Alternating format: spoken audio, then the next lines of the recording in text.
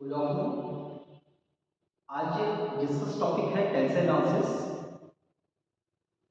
पहला टॉपिक है कि covalent derivative of a covalent vector. अगर आपके पास कोई कोवैलेंट वेक्टर है और कोवैलेंट वेक्टर मींस कि उसके इंडिसेस सुपरस्क्रिप्ट में लिखे गए हुए हैं, तो अगर इस कोवैलेंट वेक्टर को आप डिफरेंशिएट करते हैं तो डिफरेंशिएट करेंगे किसी भी इंडिसेस के रिस्पेक्ट में, तो उस डिफरेंशिएशन को जो कोवैलेंट वेक्टर में डिफाइन किया जाएगा उसको कॉमा से डिफाइन करते हैं। मींस कि v बार कॉमा i से, v bar i comma z, comma means कि we are differentiate with respect to x से। तो अगर आपके पास कोई टेंसर है v bar i comma z, तो उसको लिखा जाता है v a comma b del x a upon del x bar i del x b upon del x bar j। Means ये है कि किसी भी कोवेक्टर को अगर आप डिफरेंशिएट करते हैं तो जितने बार डिफरेंशिएट करते हैं इंडिसेस उतने बढ़ते जाते हैं। तो इंडिसेस अगर बढ़ेंगे आपके तो आपके ऑर्डर भी बढ़ेंगे और आपके रैंक भी बढ़ेंगे।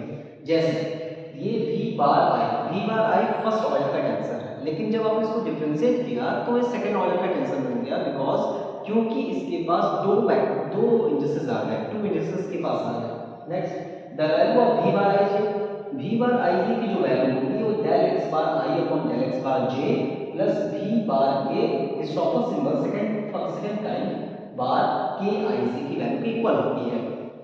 The covariant derivative of the scalar or curl of vector. किसी भी स्केलर का कोवेरिएंट डेरिवेटिव, स्केलर मींस कि it has a no indices, इसके पास कोई भी इंडिसेस नहीं होता है। तो अगर इंडिसेस नहीं है तो अगर आप उसको डिफरेंशिएट कर रहे हैं तो phi I comma j, comma means we are differentiate with respect to indices I या j।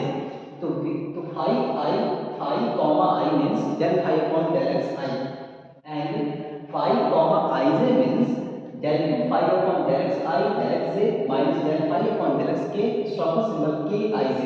Clear? Next, the curl of the vector.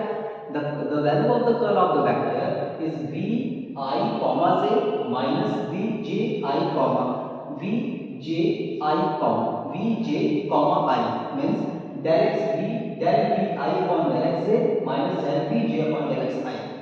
Next, the necessary and sufficient condition that the curl of the vector field vanishes is that the vector field is gradient to the sum field.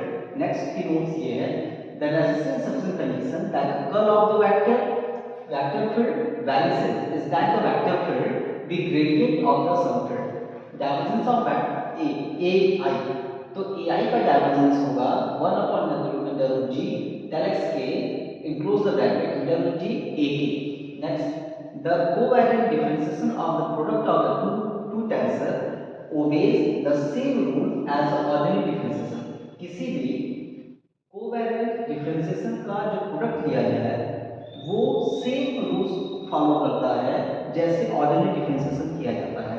Next, repeat answer क्या है? Repeat answer the metric tensor GIJ and GIJ covalently and contravariantly metric tensor and conical delta del IJ are covalently constant.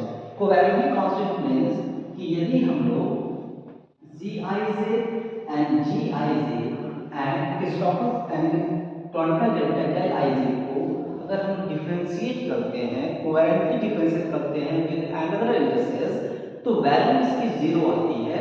ये repeat answer आपसे कहता है। तो repeat answer का मतलब ये होता है कि यदि आपके पास मैट्रिक टेंसर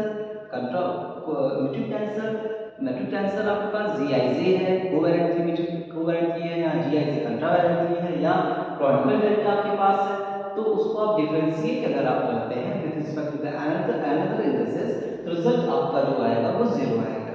ठीक है, thank you very much, have a nice day.